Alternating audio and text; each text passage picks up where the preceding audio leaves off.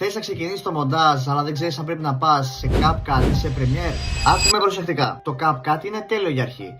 Έχει έτοιμα εφέ, μουσικές, φίλτρα και μέσα σε 5 λεπτά μπορείς να είσαι έτοιμο βιντεάκι για να το ανεβάσεις σε Instagram ή TikTok. Αν θες απλά να κόβεις κλιπάκια και να ανεβάσεις κάτι όμορφο, το CapCut κάνει μια χαρά τη δουλειά του. Αλλά όταν αρχίσει και κολλάει η πρόοδό σου με το editing, ξέρεις εκεί που θες να βάλεις ένα δικό σου ήχο, να προσθέσεις ένα εφέ, να χρωματίσεις λίγο το βίντεο, να φτιάξεις κάτι πραγματικά δικό σου, τότε το CapCut αρχίζει και σε περιορίζει. Και τότε έρχεται το Premiere. Ναι, στην αρχή φαίνεται λίγο βουνό. Έχει πολλά κουμπιά, timelines, panels και λες, τι είναι όλα αυτά. Αλλά πίστεψέ με, όταν αρχίσεις και το μαθαίνεις, είναι σαν να έχει στα χέρια σου ένα στούντιο κινηματογράφου. Μπορείς να κάνεις ό,τι φαντάζεσαι. Από ένα vlog, βίντεο που μοιάζουν επαγγελματικά, μέχρι και βίντεο που είναι επαγγελματικά. Και το τέλειο είναι ότι μαθαίνοντας Premiere, ανοίγεις την πόρτα να δουλέψεις πιο επαγγελματικά στο μέλλον. Άρα, ξεκινά όπως όλοι. Παίξε λίγο με το CapCut, να μάθεις τα βασικά, και αν δεις ότι σ' αρέσει το μοντάζ, μην μείνεις εκεί. Πήγαινε στο Premiere, γιατί εκεί αρχίζεις να δημιουργείς πραγματικά. Το CapCut είναι σαν το πρώτο ποδήλατο με τις βοηθητικές ρόδες.